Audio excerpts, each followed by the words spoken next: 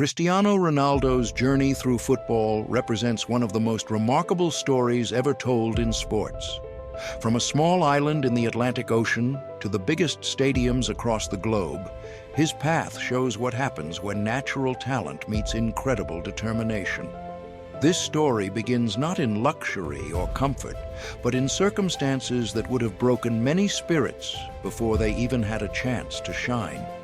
Before we continue with this incredible journey through football history, if you enjoy these soothing stories about the legends of football, please take a moment to like this video, subscribe to Legends of Football, and ring that notification bell so you never miss our latest stories. We'd also love to hear from you in the comments. Let us know which country you're watching from tonight. Your support helps us bring you more of these amazing tales from the beautiful game. The island of Madeira sits far from mainland Portugal, surrounded by the vast Atlantic Ocean. Here, in the Santo Antonio neighborhood of Funchal, a boy was born who would change football forever.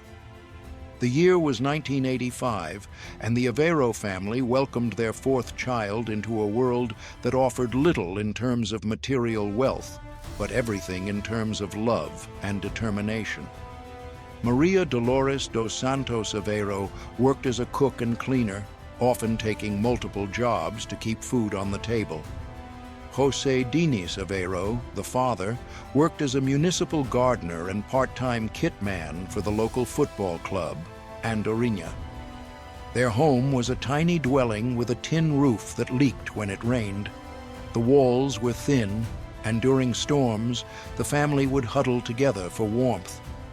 Young Cristiano shared a single room with his three siblings, Hugo, Elma, and Katia. There was no luxury here, no fancy toys or elaborate meals.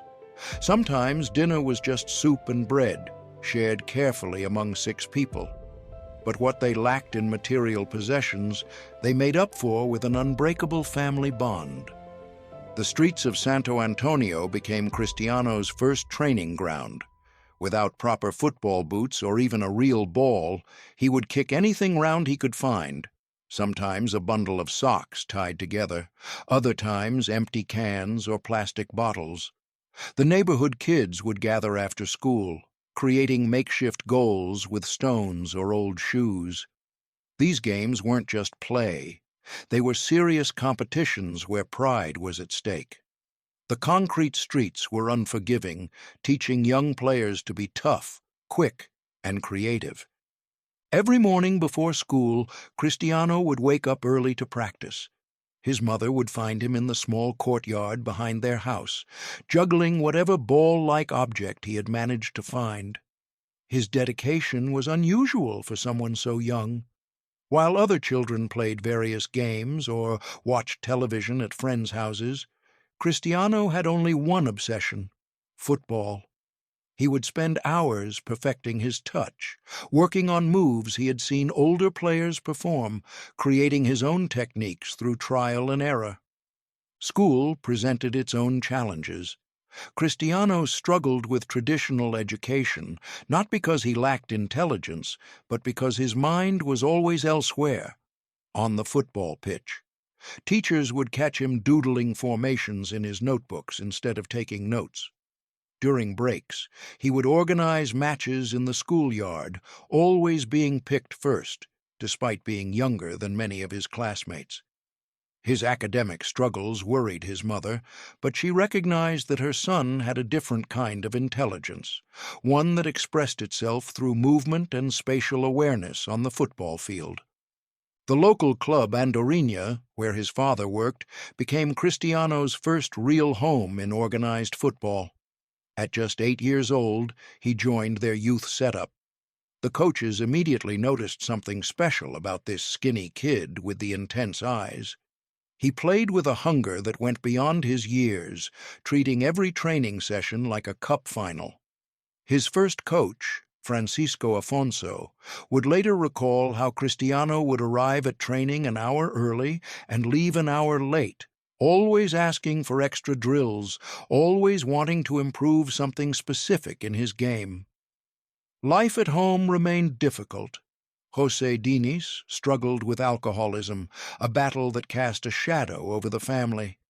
The disease had taken hold gradually, fueled by the frustrations of poverty and unfulfilled dreams.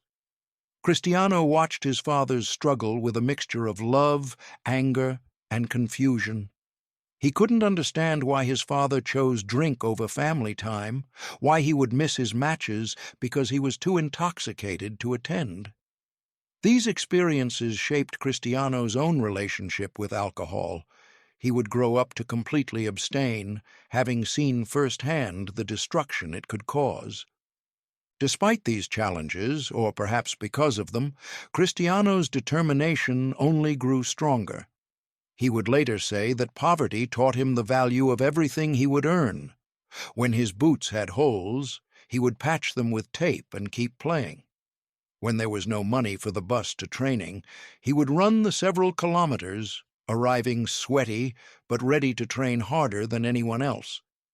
His siblings remember him practicing headers against the wall of their house until their mother would shout at him to stop because the neighbors were complaining about the noise.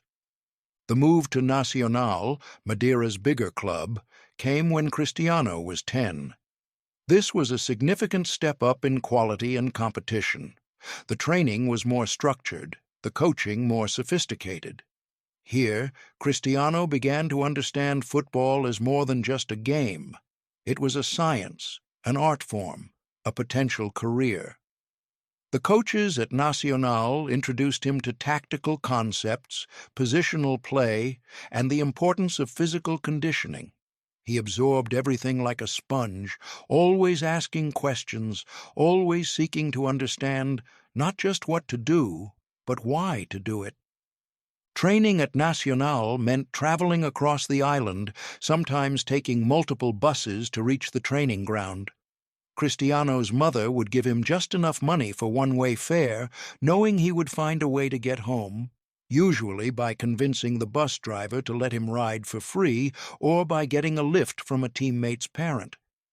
These journeys taught him independence and resourcefulness. He learned to navigate not just the physical journey but the social dynamics of being the poor kid among teammates from more comfortable backgrounds. The youth tournaments in Madeira were Cristiano's first stage. Playing against boys, often 2 or 3 years older, he had to rely on speed and skill to compensate for his lack of physical strength. He developed his signature stepovers during this time, not as showboating but as necessary tools to evade bigger, stronger defenders. Every weekend brought a new match, a new opportunity to catch the eye of scouts who occasionally visited the island looking for talent. Word of this exceptional young player began to spread beyond Madeira. Scouts from mainland Portugal started making the journey to the island specifically to watch him play. They saw a boy who played with joy, but also with an edge of desperation, as if every match might be his last chance to escape the limitations of island life. His performances for Nacional's youth teams were becoming legendary in local football circles. Stories spread of matches where he would score 5 or 6 goals, of dribbles that left entire defenses bewildered. The opportunity that would change everything came in the form of a trial at Sporting Club de Portugal, one of the country's biggest clubs. For a boy from Madeira, this was like being invited to another planet. The mainland represented everything that seemed impossible from the island: big cities, famous stadiums, professional football at the highest level. When the invitation came, the entire Aveiro family celebrated. But they also worried. Cristiano was only 12 years old. Could he handle being so far from home? The decision to let him go was agonizing for Maria Dolores. She knew this was her son's chance, possibly his only chance to achieve his dreams. But he was still her baby, the youngest son who had always been special to her. The night before he left, she held him close and made him promise to call every day, to eat properly, to focus on his studies as well as football. Cristiano promised everything, though both knew that football would always come first. The goodbye at the airport was emotional. Cristiano tried to be strong, to show his family that he was ready for this adventure. But inside, fear mixed with excitement. He had never been on a plane before, never been away from his family for more than a night. As the small plane lifted off from Madeira's notorious runway, built on stilts over the ocean, Cristiano pressed his face to the window, watching his island home grow smaller and smaller until it disappeared into the blue of the Atlantic. Arriving in Lisbon was overwhelming. The city was massive compared to Funchal, with its wide boulevards, heavy traffic, and thousands of strangers rushing past without a glance. The sporting academy in Alcochete was modern and professional, nothing like the modest facilities he had known in Madeira. The dormitories were clean and comfortable, but they weren't home. That first night, lying in a bed hundreds of miles from his family, Cristiano cried himself to sleep. The homesickness was crushing in those early weeks. He would call his mother multiple times a day, sometimes just to hear her voice. The other boys at the academy, many from the mainland, would tease him about his Madeiran accent, the way he pronounced certain words differently. They called him Abelhinha, little bee, mocking the way his accent made him sound. These moments of cruelty from his peers hurt more than any physical challenge on the pitch. But Cristiano had not come this far to give up. He channeled his homesickness and frustration into his training. While other boys in the academy treated it as an extended football camp, Cristiano approached every session with professional intensity. He would practice free kicks after training until darkness fell. He would juggle the ball in his room until his roommates complained. He studied videos of great players, trying to understand their movements, their decision-making, their techniques. The coaches at Sporting quickly recognized they had something special. His technical ability was already exceptional, but it was his mentality that set him apart. When he made mistakes, he would practice that specific skill obsessively until he had mastered it. When he lost in training games, he would demand rematches. When coaches criticized him, he would listen intently and immediately work to implement their feedback. This wasn't just talent. This was a rare combination of ability and an almost frightening will to succeed. Physical development became a priority. Cristiano was skinny, almost fragile-looking compared to some of his peers. The academy's nutritionists put him on a special diet to help him gain muscle mass. He was introduced to gym work for the first time, learning how to build strength without losing his speed and agility. Every meal was calculated, every training session monitored.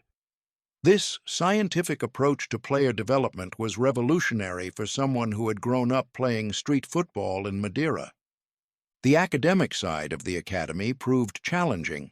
Cristiano had to attend regular school while maintaining his training schedule.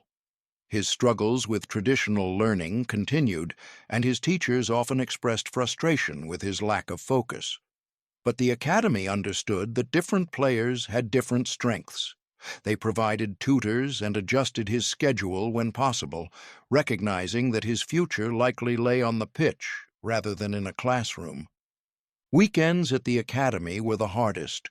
While local boys could go home to their families, Cristiano remained in the dormitory with other boys from distant regions. They would watch matches on television, play video games, or simply talk about their dreams of becoming professional footballers. These conversations revealed that everyone there was talented. Everyone had been the best player in their neighborhood or town. The competition wasn't just on the training ground, it was psychological too.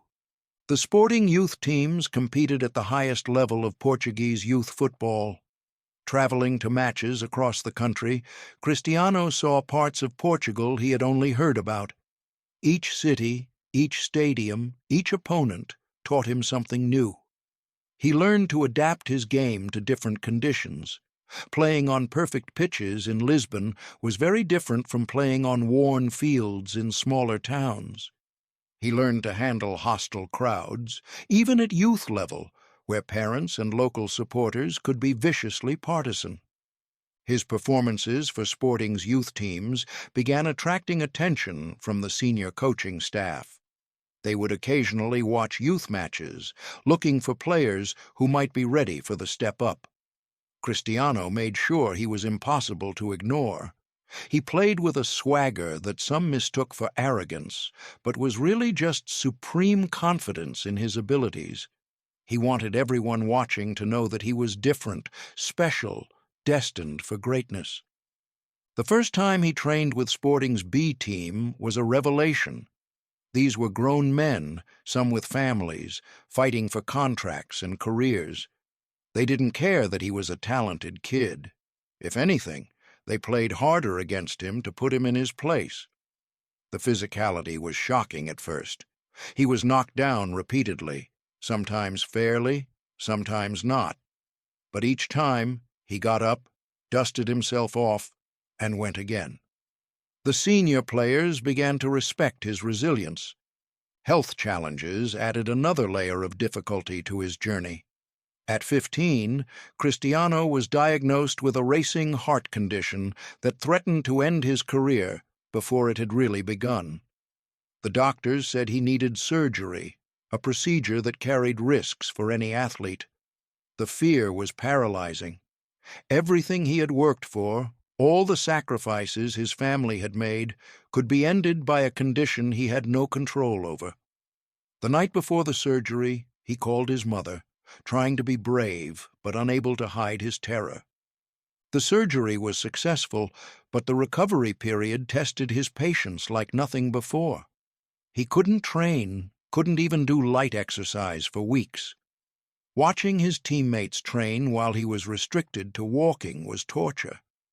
He used this time to study the game differently, watching matches with a tactical eye, understanding positioning and movement in ways he hadn't considered when he was always playing.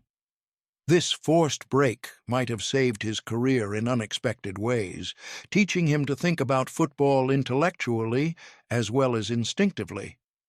Returning to full training after his recovery, Cristiano played with a new appreciation for his opportunity. The fear of losing football had crystallized his determination. He wasn't just playing to escape poverty anymore. He was playing because he loved the game with every fiber of his being. His coaches noticed a maturity in his play, a decision-making quality that hadn't been there before. The wild dribbler was becoming a more complete player. Laszlo Bologna, Sporting's first-team coach, had been hearing about this exceptional talent in the youth system. When he finally called Cristiano up to train with the senior team, it was clear this was no ordinary teenager. In his first training session with established professionals, Cristiano didn't just hold his own, he dominated. His speed, skill, and fearlessness made seasoned professionals look ordinary.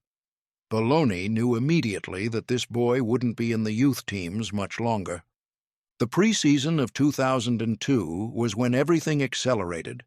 Sporting was preparing for the new campaign, and Bologna decided to include Cristiano in the preseason preparations.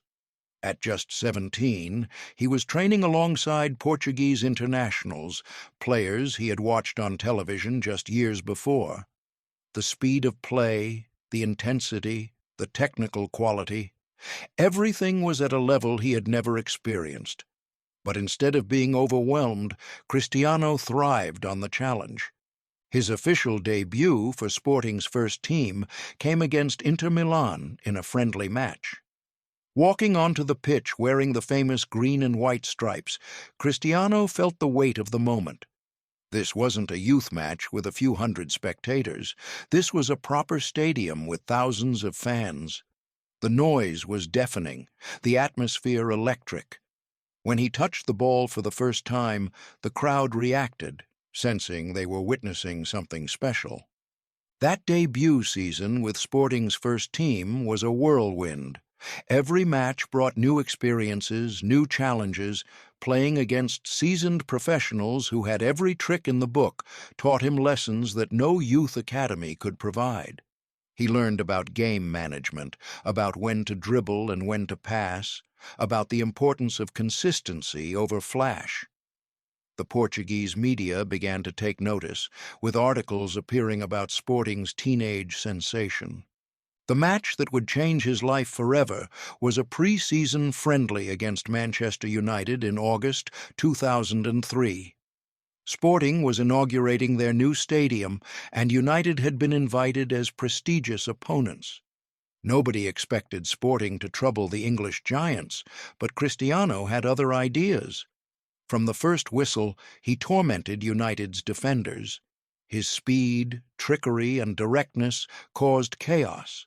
John O'Shea, United's defender that day, would later describe it as one of the most difficult matches of his career. In the United dressing room after the match, something unprecedented happened. The United players, led by Roy Keane and Ryan Giggs, urged Sir Alex Ferguson to sign this Portuguese teenager immediately. They didn't want to face him as an opponent again. Ferguson, who had already been tracking Cristiano, needed no further convincing. Negotiations began immediately, with United determined not to let this talent slip through their fingers. The transfer happened at breakneck speed. Within days, Cristiano found himself on a plane to Manchester, about to join one of the biggest clubs in world football.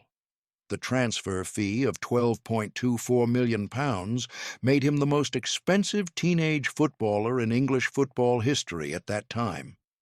For a boy from Madeira who had grown up with nothing, these numbers were incomprehensible.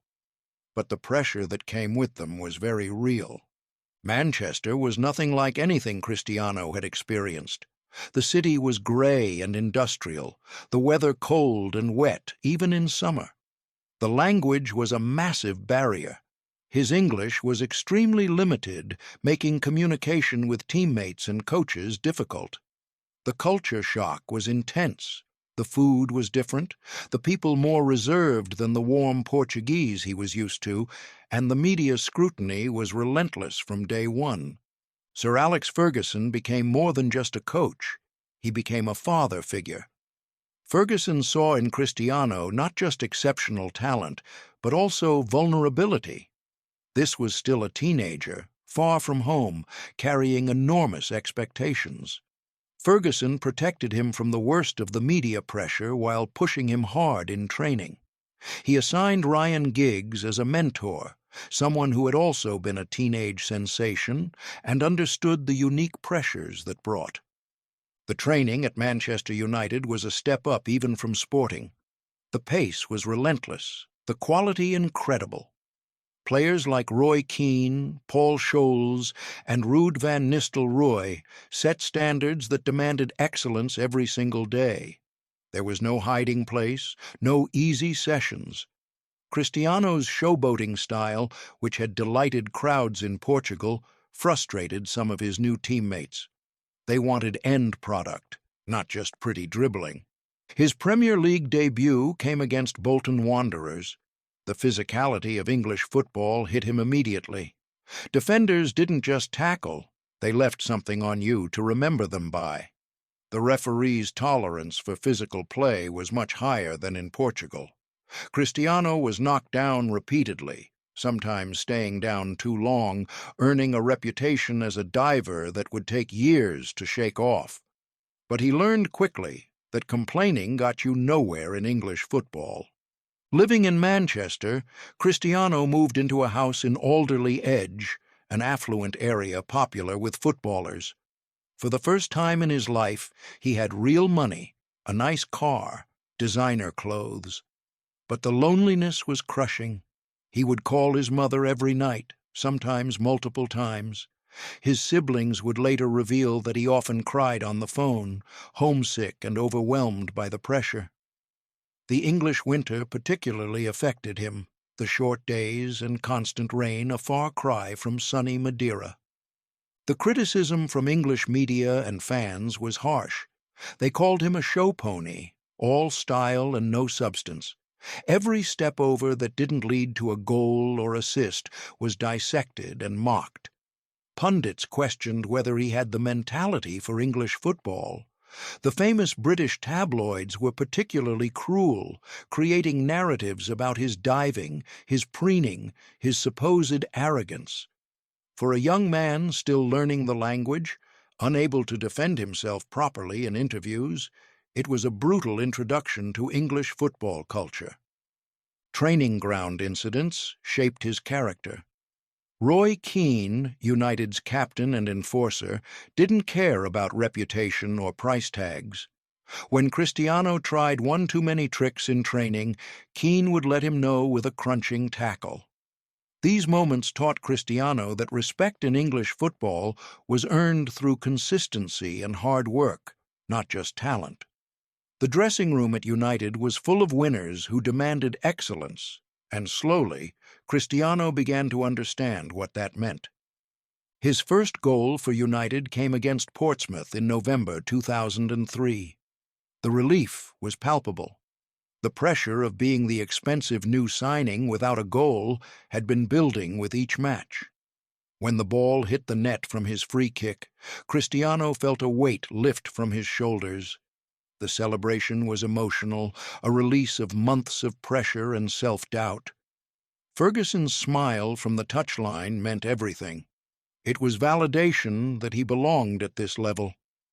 The development of his free kick technique became an obsession. After training, Cristiano would stay behind with a bag of balls, practicing from every angle and distance. He studied videos of Juninho and David Beckham, analyzing their techniques. The goalkeepers would groan when asked to stay for extra practice, but Cristiano's dedication was infectious.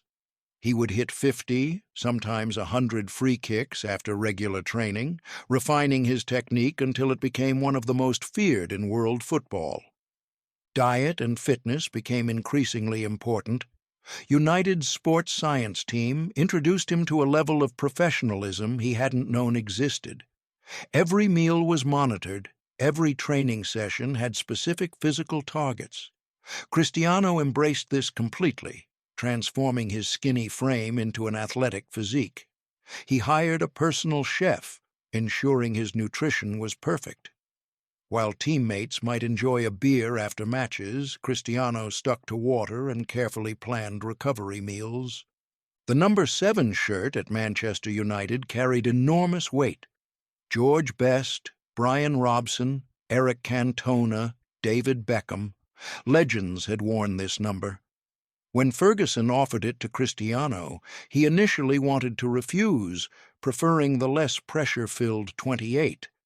But Ferguson insisted, seeing something in this young Portuguese that reminded him of those previous greats. Wearing the 7 became both a burden and a motivation, a daily reminder of the standards expected at Manchester United. His relationship with teammates evolved slowly. The language barrier made bonding difficult initially, but football is a universal language. On the pitch, understanding grew. Wayne Rooney, despite their on-field chemistry, became a close friend off it. They were similar ages, but from completely different backgrounds. Rooney, the tough Scouser, Cristiano, the emotional Portuguese. Their friendship, built on mutual respect for each other's talent, would become one of the most important in Cristiano's career. The 2004 European Championships in Portugal should have been a homecoming triumph. Playing for his country on home soil, with his family able to watch, Cristiano felt the weight of national expectation. The tournament started brilliantly, with Portugal advancing through the stages. But the final against Greece, massive underdogs, ended in devastating defeat. Cristiano cried openly on the pitch, consoled by his teammates, but inconsolable in his grief. This early lesson in the cruelty of football would fuel his desire for international success. Back at United, the 2004-05 season saw Cristiano begin to mature as a player. The tricks were still there, but now they had purpose. He was learning when to be direct, when to pass, when to shoot. Ferguson's guidance was crucial, teaching him that effectiveness was more important than entertainment.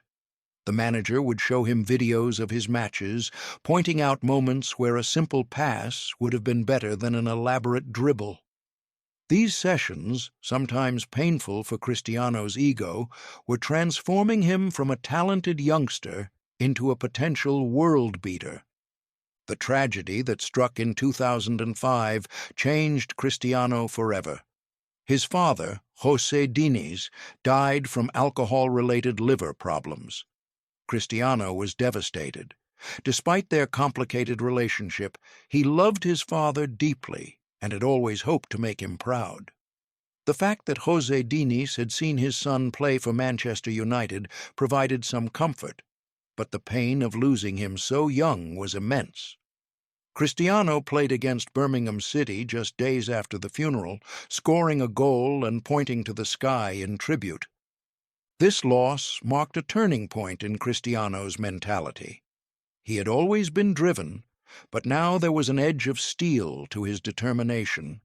He would succeed not just for himself, but for his father's memory, for his mother who had sacrificed so much, for his siblings who had supported him. The playful boy was becoming a man with a mission. Training sessions became even more intense, his dedication bordering on obsession.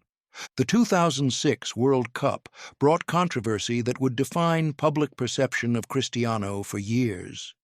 The quarter-final between Portugal and England saw his United teammate Wayne Rooney sent off after an incident involving Cristiano.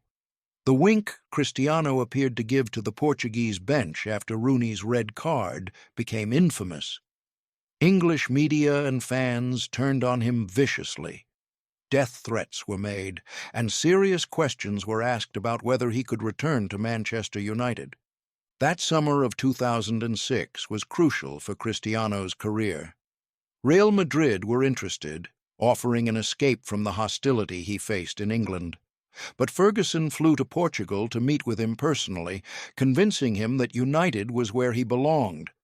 The manager's faith meant everything. Ferguson promised to protect him from the worst of the backlash, while challenging him to prove his critics wrong through his performances. Returning to Manchester for the 2006-07 season took incredible courage. The boos from opposition fans were deafening. Every touch was jeered, every fall mocked. But Cristiano had made a decision. He would let his football do the talking. He started the season in sensational form, scoring goals and creating chances with a consistency he had never shown before. Slowly, grudgingly, respect began to replace resentment. The transformation in his game was remarkable. The stepovers were still there, but now they were weapons rather than decoration. His decision-making improved dramatically. He was scoring headers, something that had been a weakness, having worked extensively on his timing and jumping technique. The free kicks were becoming more consistent, his shooting more powerful and accurate. This wasn't just improvement. It was evolution into a complete forward player. His physical transformation was equally impressive. The skinny teenager had become a powerful athlete. Hours in the gym had added muscle without sacrificing speed. His dedication to physical conditioning was unprecedented. Teammates would arrive for training to find Cristiano already there, working on his core strength or practicing his sprinting technique.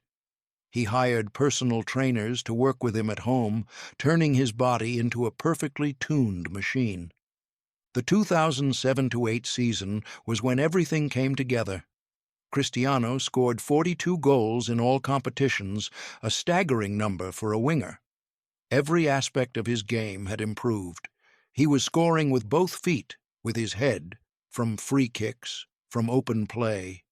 He was creating chances for teammates while also being United's primary goal threat. The Premier League hadn't seen anything like it. This was a player operating at a level that seemed almost unfair. The Champions League campaign that season was special. United were on a mission to conquer Europe again, and Cristiano was their spearhead. His goal against Porto, a 40-yard screamer, announced his arrival on the European stage. Every round brought new challenges, but Cristiano rose to meet them all. His performances against Barcelona and Roma were masterclasses in attacking play. He was no longer just a talented player, he was a match winner at the highest level. The rivalry with Lionel Messi was beginning to take shape. While Messi was dazzling for Barcelona, Cristiano was doing the same for United. The media loved the narrative. Two young superstars destined to define their generation. Cristiano studied Messi's game, using the Argentine's brilliance as motivation to improve further. This wasn't jealousy, it was the recognition that having such a rival would push both of them to heights neither could reach alone. The Champions League final in Moscow against Chelsea would define Cristiano's time at United. The pressure was immense. United hadn't won the competition since 1999, and this was Cristiano's chance to deliver on the biggest stage. He scored with a towering header, showcasing the aerial ability he had worked so hard to develop. But then came the penalty shootout and the miss that could have haunted him forever. His elaborate run-up, the stutter, and then the save by Peter Cech. The devastation on his face was clear. When John Terry slipped and missed Chelsea's potential winning penalty, and eventually United won, Cristiano's tears flowed freely. These were tears of relief, joy, and vindication. He had conquered Europe with United, proven himself on the biggest stage. The image of him in tears, being consoled by Ferguson, became iconic. This was the boy from Madeira who had achieved his dreams through sheer will and determination. The summer of 2008 brought the ultimate individual recognition, the Ballon d'Or. At just 23, Cristiano was officially the best player in the world. The ceremony in Paris was emotional. His mother was there, dressed elegantly, proud beyond words. In his acceptance speech, Cristiano thanked his family, his coaches, his teammates, but the moment that stood out was when he looked up and thanked his late father. There wasn't a dry eye in the room. Despite all this success, Cristiano knew his time at United was coming to an end. Real Madrid had been his dream since childhood, and their interest was stronger than ever. Ferguson fought to keep him, even agreeing to let him leave the following year, if he gave United one more season. That final year in Manchester was bittersweet. Every goal, every victory was tinged with the knowledge that it might be his last in a United shirt. The 2008-09 season saw Cristiano reach even greater heights. He was scoring goals that defied logic. A 40-yard strike against Porto in the Champions League quarter-finals that left everyone, including his teammates, open-mouthed in disbelief. He was playing with a freedom and joy that came from knowing he had nothing left to prove in English football. The Premier League was his, conquered completely. The transfer to Real Madrid in the summer of 2009 broke the world transfer record. 94 million euros for a footballer seemed absurd to many. But for Cristiano, it was validation of everything he had achieved.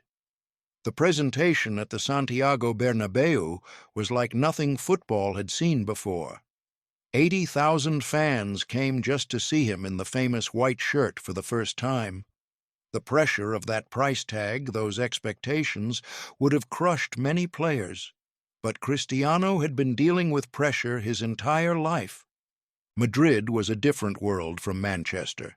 The city was cosmopolitan, sunny, more suited to Cristiano's Portuguese temperament. But the football culture was even more demanding than England.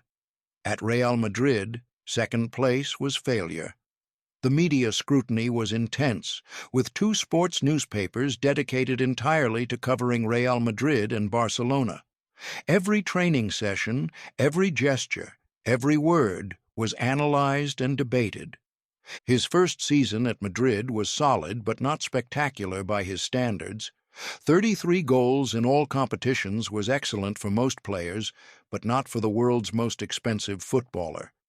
The team struggled, eliminated early from the Champions League, and finishing second in La Liga to Barcelona. The Spanish media began to question whether Cristiano could handle the pressure of being Real Madrid's main man.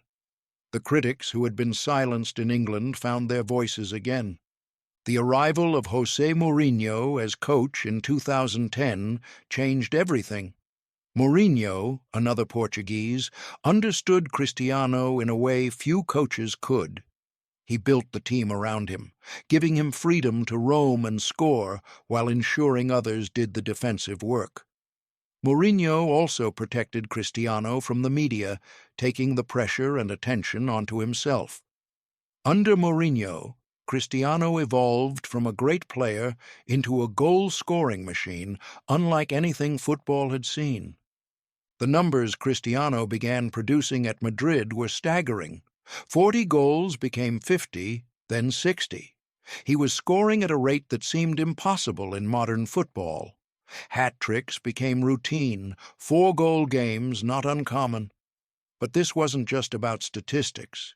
Cristiano was scoring crucial goals in crucial moments, Clásico winners, Champions League knockouts, cup final strikes. He had become the ultimate big-game player. The rivalry with Messi and Barcelona intensified to levels that transcended sport. Every Clásico was a battle not just between two teams, but between two philosophies, two superstars. Cristiano and Messi pushed each other to heights that seemed impossible. When one scored a hat-trick, the other would score 4. When one won the Ballon d'Or, the other would come back stronger the next season. This rivalry, rather than creating enmity, brought out the best in both players.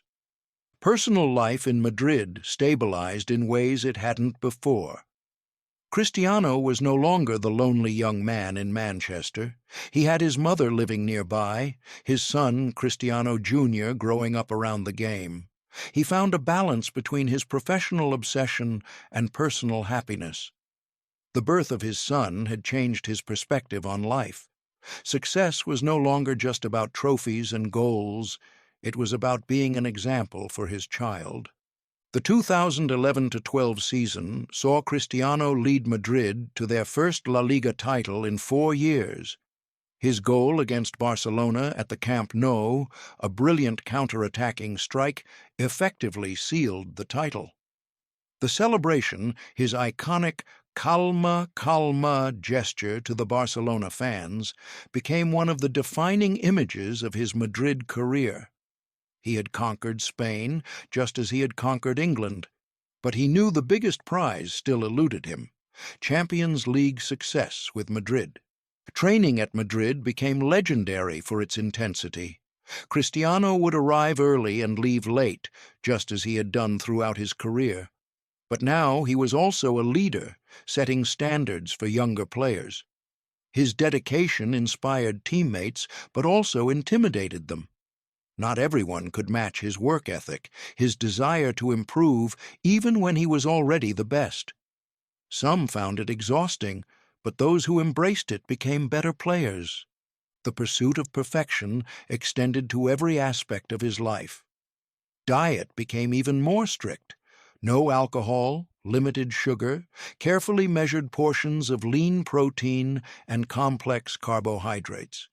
He employed a team of professionals, nutritionists, physiotherapists, personal trainers, all dedicated to keeping his body in peak condition. Recovery became as important as training. Ice baths, massage therapy, hyperbaric chambers. No method was too extreme if it might give him an edge.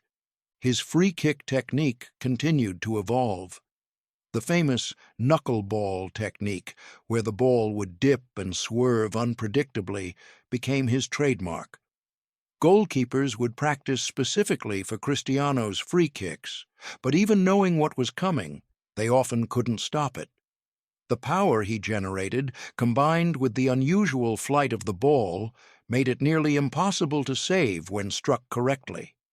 The 2013-14 season was when the Champions League dream finally came true again. Madrid had waited 12 years for La Decima, their 10th European Cup. The journey to the final in Lisbon was dramatic, with Cristiano scoring crucial goals against Schalke, Borussia Dortmund, and Bayern Munich.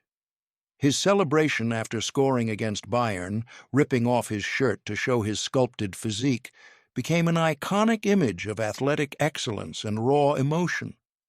The final against Atletico Madrid in Lisbon, Portugal, seemed scripted by fate.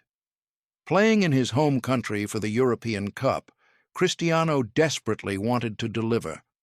When Atletico led until the 93rd minute, it seemed the dream would turn into a nightmare. But Sergio Ramos's equalizer took the game to extra time, where Madrid's superior fitness told. Cristiano scored the penalty that sealed the victory, his celebration a mixture of joy and relief that released years of pressure. International football continued to be a source of frustration. The 2014 World Cup in Brazil was another disappointment, with Portugal eliminated in the group stage. Cristiano played through injury, clearly not at his best, but refused to use it as an excuse. The criticism from Portuguese media was harsh, questioning his commitment to the national team. These accusations hurt Cristiano deeply. Representing Portugal meant everything to him. Back at Madrid, the 2014-15 season brought changes and challenges. Carlo Ancelotti's departure and the arrival of Rafa Benitez created instability. The harmony that had existed in the dressing room began to fracture. Cristiano, now 30, was having to adapt his game. The explosive pace that had terrorized defenders for years was beginning to fade slightly. But true champions adapt, and Cristiano began transforming himself into something different, less of a winger, more of a pure goal scorer. His positioning in the box became almost telepathic. While he might not beat three players with pace anymore, he didn't need to. His understanding of space, timing, and movement meant he was always in the right place. Teammates knew that if they could get the ball into dangerous areas, Cristiano would be there. This evolution from spectacular dribbler to clinical finisher showed his football intelligence. Many players fade when their physical gifts decline. Cristiano simply found new ways to dominate. The arrival of Zinedine Zidane as coach in January 2016 revitalized everything. Zidane, a legend himself, understood what it took to perform at the highest level. He managed Cristiano's minutes carefully, ensuring he was fresh for the biggest matches. This rotation policy initially frustrated Cristiano, who wanted to play every minute, but the results spoke for themselves. He was scoring in crucial moments with a consistency that defied his age. The Champions League campaign of 2015-16 was a masterclass in game management from both Zidane and Cristiano. Against Wolfsburg in the quarter-finals, Madrid trailed 2-0 from the first leg. Cristiano's hat-trick in the return leg, including two headers that showcased his incredible jumping ability even at 31, turned the tie around. His celebration, mimicking his pre-match ritual in the tunnel, showed he was still the same confident performer who had arrived from Manchester 7 years earlier. The final against Atletico Madrid in Milan went to penalties. Cristiano, having learned from his miss in Moscow years earlier, stepped up to take the decisive penalty. The pressure was immense, but his preparation was perfect. He had visualized this moment thousands of times. The run-up was simpler now, no stutter or tricks, just pure technique and confidence. When the ball hit the net, he ripped off his shirt and roared at the sky. Another Champions League, another validation of his greatness. Euro 2016 in France would finally provide international redemption. Portugal weren't favorites, their squad good but not great. They drew all three group games, scraping through as one of the best third-placed teams. The criticism was harsh, boring, defensive, overly reliant on Cristiano. But tournament football isn't about beauty. It's about survival and advancement. Cristiano understood this, sacrificing his personal glory for team success. The knockout rounds saw Portugal grind out results. Against Croatia, Poland, and Wales, they were solid rather than spectacular. Cristiano was playing a different role now: leader, motivator, the man who carried the hopes of a nation on his shoulders. His headed goal against Wales in the semi-final sent Portugal to their first major final since Euro 2004. The possibility of redemption, 12 years after crying as a teenager in Lisbon, was tantalizing close. The final against France in Paris started in the worst possible way. A heavy challenge from Dimitri Payet injured Cristiano's knee. He tried to continue, tears streaming down his face, but eventually had to be carried off on a stretcher. Watching from the sidelines, he became a coach, encouraging, instructing, believing when others doubted. When Eder scored in extra time to give Portugal victory, Cristiano's celebration on crutches was as passionate as if he had scored himself. Portugal were European champions, and their captain, their talisman, had finally delivered the trophy his country craved. The 2016-17 season saw Cristiano reach new heights with Madrid. The team was perfectly balanced, with Cristiano as the spearhead of an attacking machine that seemed unstoppable. His understanding with Benzema and Bale, later Isco and Asensio, was telepathic. He scored crucial goals against Bayern Munich, Atletico Madrid, and Juventus on the way to another Champions League final. His positioning, his timing, his clinical finishing, everything was operating at maximum efficiency. The final against Juventus in Cardiff was Cristiano's masterpiece. 2 goals, including one of the best he had ever scored, sealed Madrid's victory. He had now won 4 Champions Leagues, equaling the modern record. The Ballon d'Or that followed was his 5th, equaling Messi's record. At 32, when most players are beginning to decline, Cristiano was still at the pinnacle of world football. His dedication to fitness and preparation had extended his peak years beyond what seemed possible. Personal happiness grew with his family expanding. The birth of twins via surrogate, followed by another daughter with his partner Georgina Rodriguez, gave him the large family he had always wanted. Being a father to 4 children changed his perspective on life. Success was no longer just about personal achievement. It was about setting an example, creating a legacy his children could be proud of.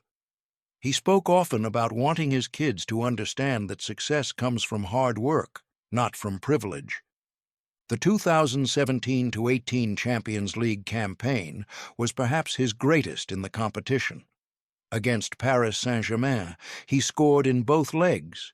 Against Juventus, his overhead kick in the quarter-final was so spectacular that even the opposition fans applauded. It was a goal that defied physics, logic, and age. At 33, he was producing moments of magic that players half his age couldn't dream of. The photograph of him suspended in air, perfectly horizontal, became one of football's most iconic images. His performances in that Champions League run were superhuman.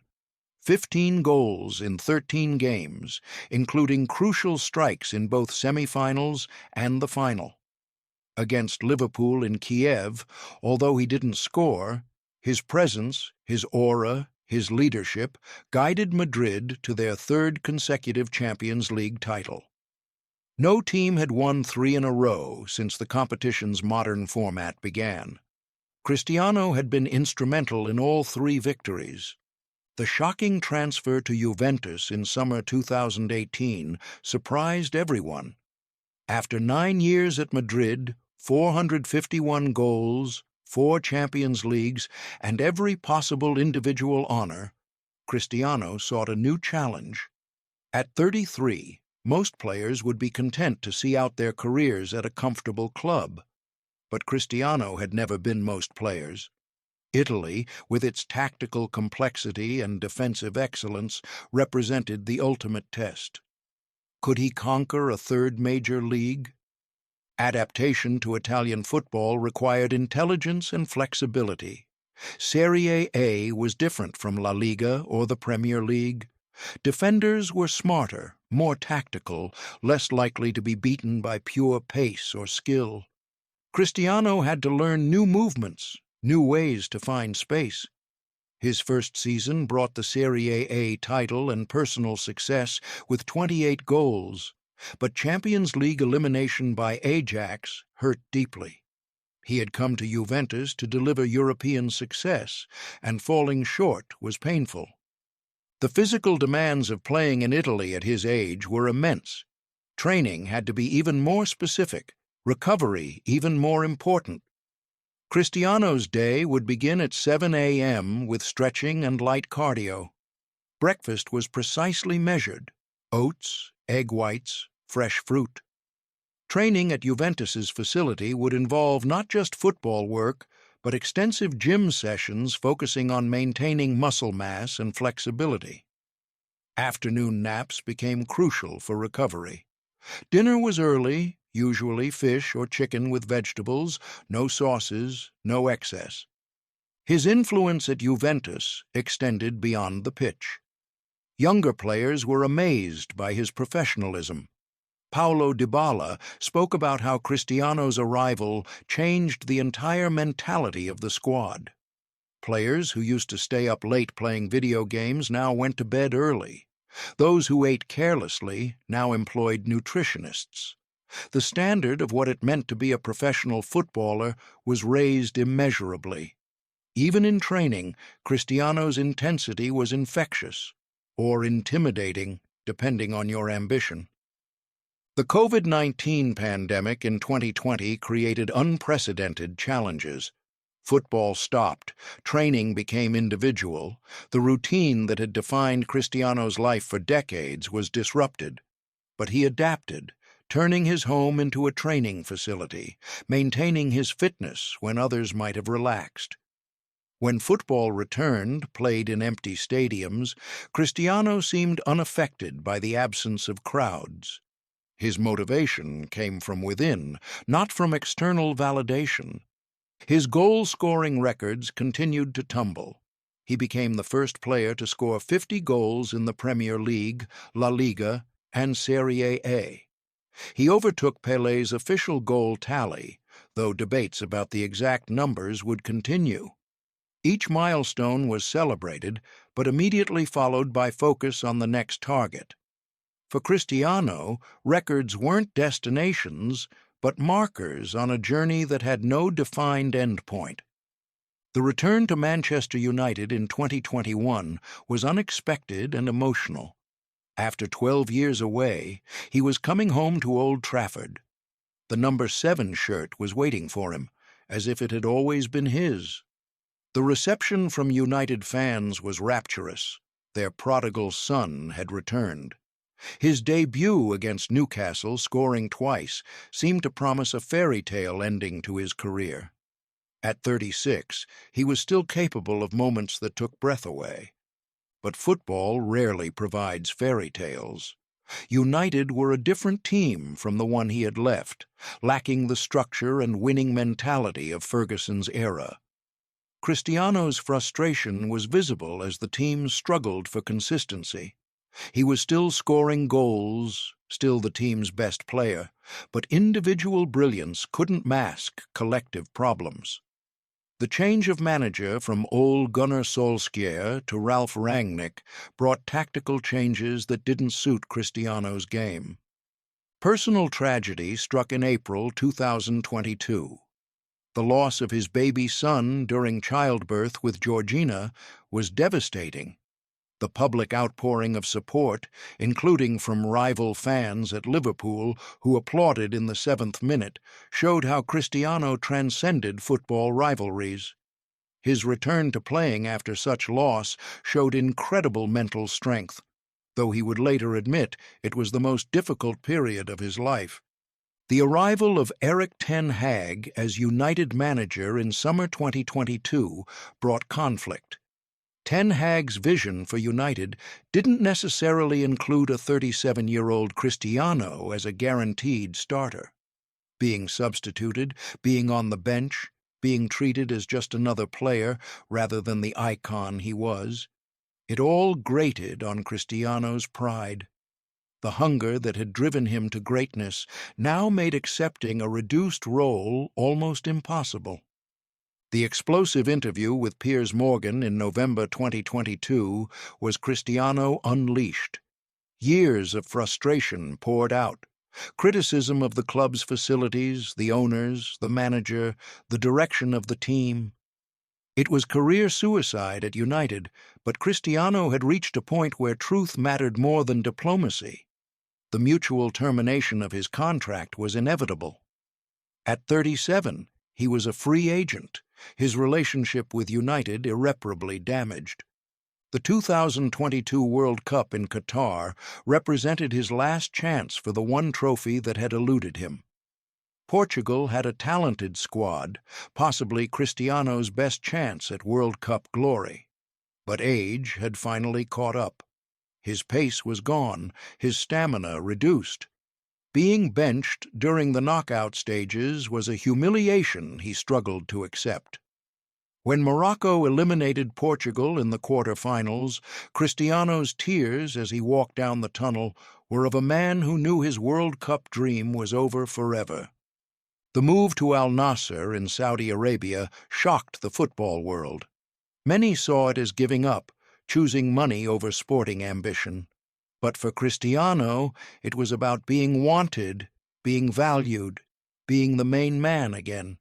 The reported wages were astronomical, over $200 million per year. But this was about more than money. It was about respect, about being treated as the icon he had become, about opening new frontiers for football. Life in Saudi Arabia required adjustment. The culture, the climate, the level of football, everything was different. But Cristiano embraced it with the same professionalism he had shown throughout his career. He learned Arabic phrases, engaged with local culture, became an ambassador for Saudi football's ambitions. His presence alone raised the profile of the Saudi Pro League globally. Other stars followed, Benzema, Neymar, Mané. But Cristiano had been the pioneer. His goals continued to flow in Saudi Arabia. The defenders were less sophisticated than in Europe, but Cristiano still prepared for each game meticulously. Video analysis, specific training for each opponent, maintaining his physical condition despite the desert heat. Nothing had changed in his approach. He might be playing in a less prestigious league, but his standards remained the same. Every goal was celebrated, every victory mattered. The influence on Saudi football extended beyond just playing. Young Saudi players suddenly had a role model training alongside them daily. The professionalism Cristiano brought raised standards across the league. Training facilities were upgraded, sports science became more important, youth development was prioritized. His presence accelerated Saudi Arabia's football development by years, maybe decades. International football with Portugal continued even as he played in Saudi Arabia, reaching 200 caps for his country, scoring his 120th, 130th international goals. The records kept tumbling. Younger players in the Portuguese squad spoke of him with awe, even as his role evolved from protagonist to mentor.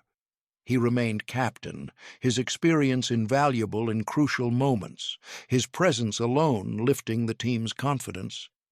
The business empire Cristiano built parallel to his playing career was staggering. CR7 branded hotels, underwear, fragrances, gyms. His image was a global commodity. But this wasn't just about money.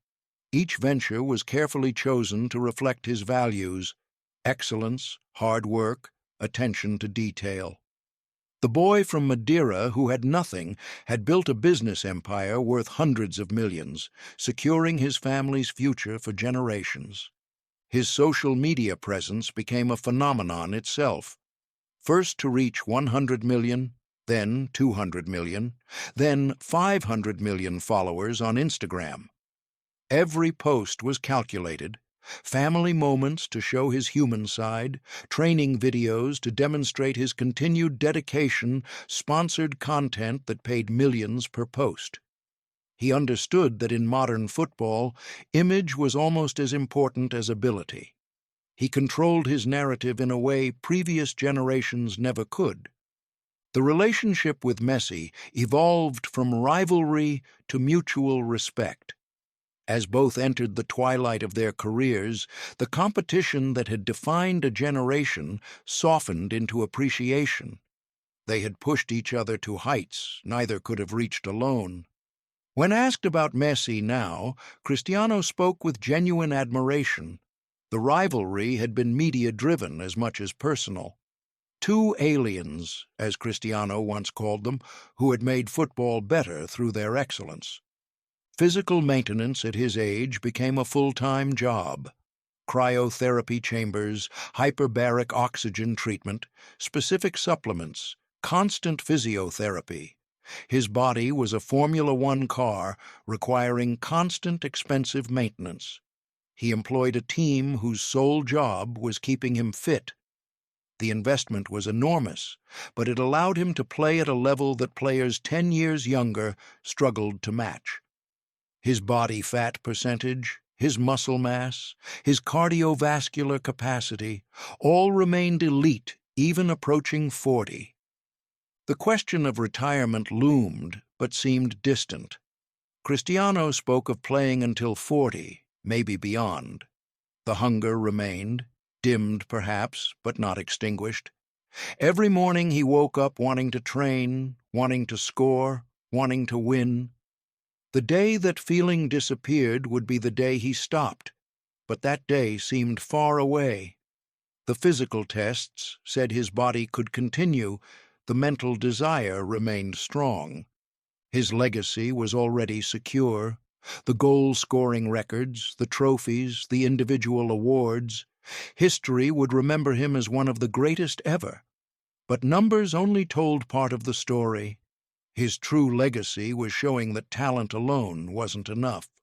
Hard work, dedication, sacrifice, and an almost maniacal desire to improve, these were the qualities that separated him from equally talented players who achieved less.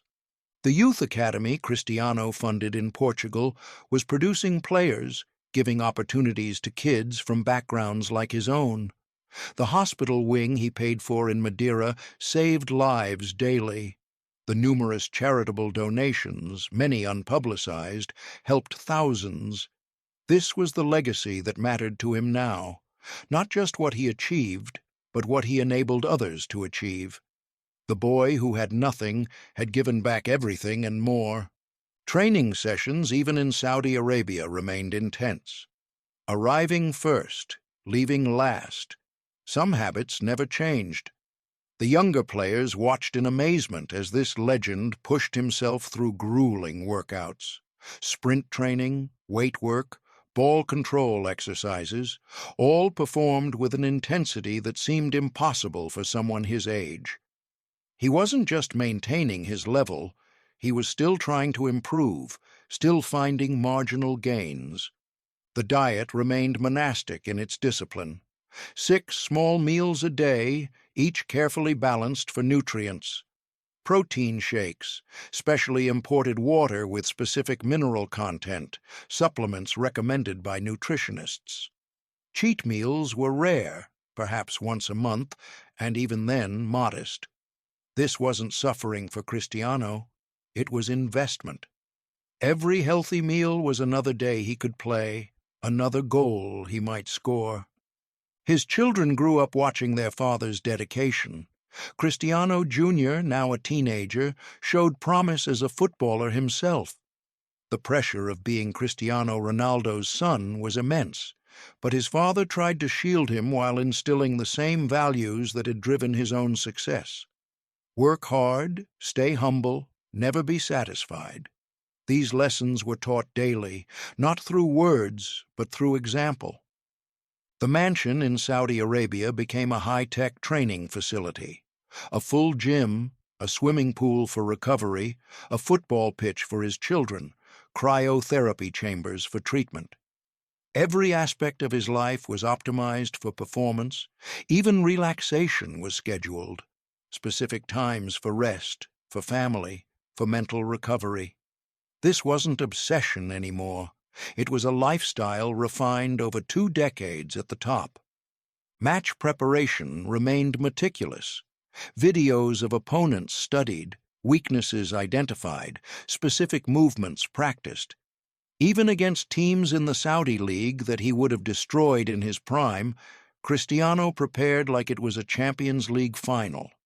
This respect for the game, for opponents, for the profession of football, never wavered. Every match deserved his best effort because every match was an opportunity to improve. The goals kept coming. Hat tricks in Saudi Arabia, crucial strikes for Portugal, each celebrated with the same passion as his first professional goal. The hunger hadn't diminished. If anything, knowing the end was closer made each goal more precious. He kept detailed records of every goal, the opponent, the time, the type of strike. This wasn't vanity. It was history being documented in real time. Young players across Saudi Arabia started copying his free kick stance, his celebration, his work ethic. Gyms reported increased membership as kids tried to build bodies like Cristiano. His influence on Saudi youth culture was profound. Football became more than entertainment. It became a pathway to excellence, a way to embody the values Cristiano represented. The government's investment in sport increased, partly due to the attention Cristiano brought. The business ventures expanded. A new hotel in Paris, another in New York. The CR7 Museum in Madeira attracted thousands of tourists annually. Each business was run with the same attention to detail he brought to football. He attended board meetings via video call, made strategic decisions, understood that his playing career was finite, but his business empire could last forever. Family time became more precious. Dinner with his children, helping with homework, attending their school events when possible. The balance he had struggled to find as a younger player came naturally now. Success had brought him everything he dreamed of, but family had taught him what truly mattered. Georgina and the children traveled with him whenever possible, creating a stable home environment despite the constant movement. The relationship with his mother remained central. Dolores, now elderly but still fierce in her support, watched every match. Their daily calls continued, her voice still able to calm him after difficult defeats or ground him after great victories. She had been there from the beginning, through the poverty, the struggles, the triumphs. Her approval still mattered more than any trophy or individual award. Training camps with Portugal became opportunities to mentor. Young players sought his advice on everything from diet to dealing with pressure. He shared freely, understanding that his experience was valuable beyond just his playing ability. The Portuguese Federation created specific programs around his training methods, his recovery techniques, his mental preparation. His influence would shape Portuguese football for generations. The Saudi League grew in quality and visibility. More international players arrived, broadcasting deals increased, attendance rose. Cristiano's presence had legitimized what many saw as a retirement league. He spoke positively about the development, the ambition, the potential. This wasn't just public relations. He genuinely believed football's future was global, not just European. Ramadan in Saudi Arabia brought new experiences. Cristiano learned about Islamic culture, showed respect for local customs, trained at different times to accommodate fasting teammates. This cultural exchange enriched him, broadened his perspective beyond the European football bubble he had inhabited for so long.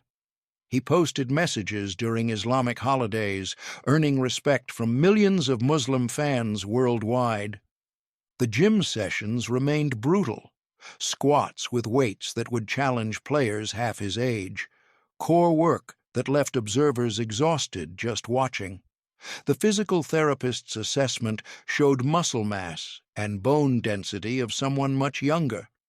This wasn't genetics alone. This was 20 years of perfect preparation paying dividends. His body was proof that age was just a number if you were willing to do the work. Recovery became increasingly important. Ice baths lasting exactly 3 minutes at specific temperatures. Massage therapy focusing on problem areas identified through years of experience. Sleep monitored by devices that tracked quality, not just duration. 8 hours minimum, in a room with controlled temperature and complete darkness. Every detail that might provide a 1% improvement was implemented. The tactical evolution continued, playing as a pure striker now, sometimes even as a false nine dropping deep to create. His football IQ compensated for any physical decline. He read the game differently, seeing patterns and spaces that younger players missed. Coaches designed systems to maximize his remaining strengths while protecting him from his few weaknesses. Even diminished, he remained a player around whom teams could be built. Social media became a tool for connection rather than just promotion. He responded to young fans, shared training tips, posted motivational messages. The boy from Madeira, who had felt so isolated at Sporting's academy, now had a direct line to millions of kids in similar situations. His message was consistent. Believe in yourself, work harder than everyone else, never give up. Simple advice, but powerful, coming from someone who had lived it. The documentary projects about his life multiplied. Netflix, Amazon, traditional broadcasters. Everyone wanted to tell his story. He participated selectively, understanding that his narrative was valuable.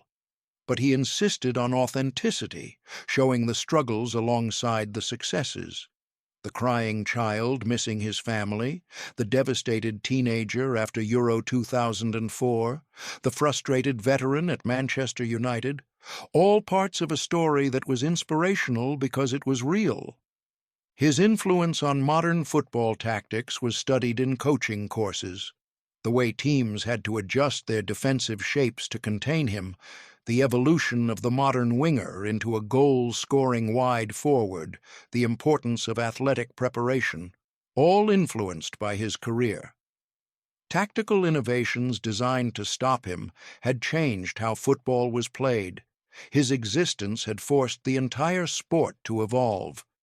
The memorabilia from his career filled warehouses, every shirt, every boot, every trophy carefully preserved. Plans for a permanent museum, not just in Madeira, but perhaps in Madrid or Manchester, were discussed. These objects told the story of football's evolution over 2 decades. The boots alone showed technological advancement, from simple leather in 2003 to space-age materials in 2024. Financial advisors managed an empire worth over $1 billion, investments in technology companies, real estate portfolios across multiple continents, licensing deals that would generate income for decades. The boy who had patched his boots with tape now had enough wealth for multiple lifetimes. But the money had never been the motivation. It was simply the byproduct of excellence. Coaching badges were obtained quietly. Cristiano understood that his playing career, however extended, would end eventually. The idea of managing, of passing on his knowledge more formally, appealed to him. He studied the game differently now, understanding systems and patterns, not just individual brilliance. Whether he would have the patience for management remained to be seen, but the preparation had begun. The private jet that flew him between commitments was a mobile office and recovery center, equipped with massage tables, a small gym, equipment for video analysis. Time traveling became time working or recovering. No hours were wasted. This optimization of every moment was what separated him from talented players who achieved less. Success wasn't just about ability, it was about maximizing every opportunity. His foundation's work expanded globally. Schools in impoverished areas, sporting facilities for underprivileged children, disaster relief funds activated immediately when tragedy struck. The giving was often anonymous, Cristiano preferring impact over recognition. Hundreds of individual cases, sick children needing treatment, families facing hardship, received help directly from him. This was wealth's true purpose, he believed. The psychology of maintaining motivation after achieving everything was fascinating. Sports psychologists studied his mindset, trying to understand what drove someone who had won everything to keep pushing. For Cristiano, the answer was simple: the love of the game, the fear of regret, the knowledge that every day not maximizing his talent was a day wasted. This internal drive, independent of external validation, was perhaps his greatest gift. Training ground incidents still occurred. The competitive fire that had seen him clash with teammates throughout his career hadn't dimmed. Losing in training still angered him. Young players who didn't take practice seriously still faced his wrath. This wasn't bullying, it was standard setting. Excellence demanded confrontation with mediocrity. Some thrived under this pressure, others wilted, but all learned what elite mentality looked like. The longevity records tumbled. Oldest player to score in various competitions, most goals after turning 35, highest cumulative transfer fees. Each milestone was noted but not dwelt upon. Looking backward wasn't in Cristiano's nature. There was always another game, another goal, another record to chase. This forward focus had sustained him through 2 decades at the top. Retirement planning happened quietly. Properties were purchased in places he might want to live: Miami, Monaco, back in Madrid. Business ventures were structured to require less hands-on involvement when the time came. But the date remained unset. Maybe after the next European Championships, maybe after the 2026 World Cup, maybe when his body finally said no. The uncertainty was purposeful. Deciding to retire might make it real. The respect from opponents, even in Saudi Arabia, was absolute. Players who had grown up watching him on television now faced him on the pitch. They asked for shirts, for photos, for advice. He obliged graciously, understanding he was now more than just a player. He was a link to football history, a living legend whose presence elevated every match he played. Technology adoption kept him current. VR training systems, AI-powered performance analysis, recovery techniques that seemed like science fiction. At an age when many resist change, Cristiano embraced innovation. If something might improve his performance by even a fraction, he tried it. This openness to new ideas had been crucial to his longevity. Football had changed dramatically since 2002. He had changed with it. The upcoming European Championship represented another opportunity for glory with Portugal. Perhaps his last tournament, though he wouldn't admit it publicly. The squad was talented, mixing experienced players with exciting youngsters. His role would be different. Impact substitute, perhaps, mentor, definitely, but still capable of decisive moments. The dream of defending European champion status on home soil drove him through another grueling preparation. Mental health awareness became a cause he championed. The pressures he had faced, the criticism, the lonely moments despite public adoration. He spoke more openly about these challenges. Young players dealing with social media abuse, performance anxiety, depression, they found an unexpected advocate in Cristiano. His vulnerability on this topic, so at odds with his invincible public persona, resonated deeply. The training methods he pioneered were being taught at coaching academies worldwide. Specific exercises for improving weak foot accuracy, jump training protocols for heading, mental visualization techniques for penalty taking. His systematic approach to improvement had revolutionized how players developed. What had once seemed like obsessive behavior was now recognized as professional excellence. Match fitness at 39 remained remarkable. Sports scientists studied his physiology, trying to understand how he maintained such standards. The answer was boringly simple: perfect preparation, every day, for over 20 years. No shortcuts, no excuses, no days off. It wasn't revolutionary. It was just harder than most were willing to work. His career was proof that consistency trumped talent in the long run. Young Cristiano Jr.'s development was watched globally. The pressure on the boy was immense, but his father tried to protect him while preparing him. Training sessions together were about more than football. They were about passing on values, work ethic, mentality. Whether the son would follow the father's path remained to be seen, but the foundation was being laid carefully, lovingly. The legacy debates would rage for generations. Where did he rank among the all-time greats? Was he better than Messi, than Pelé, than Maradona?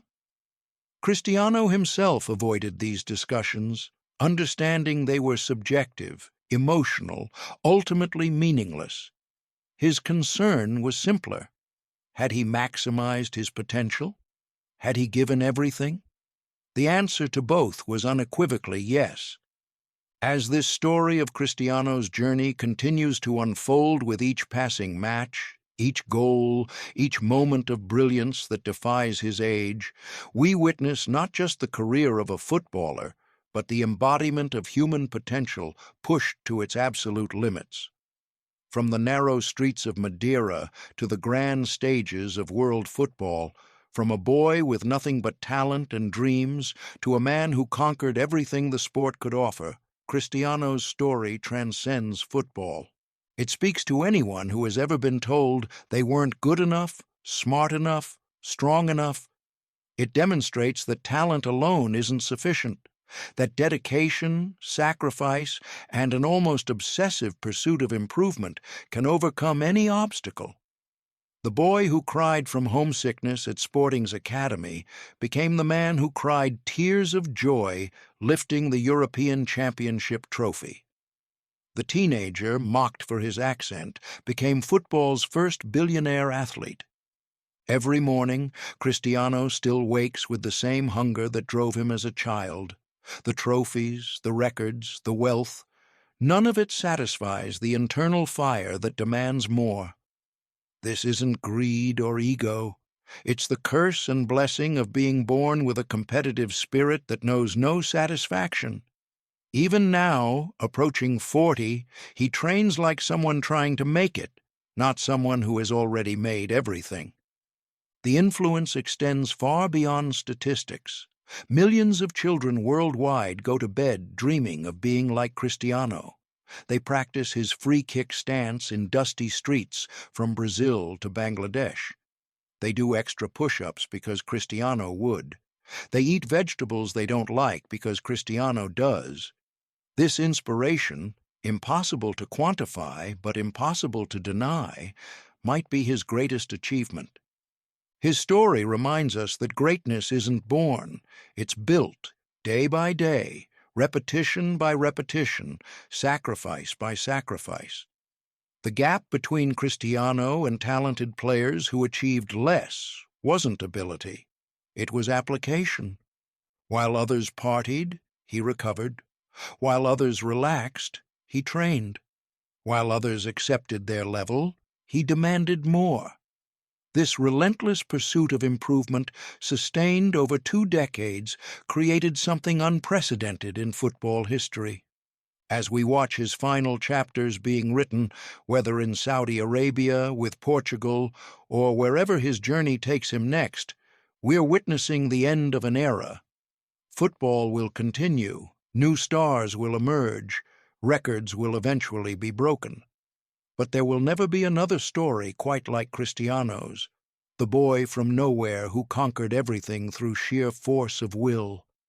The numbers tell one story, the goals, the trophies, the records that may stand for generations.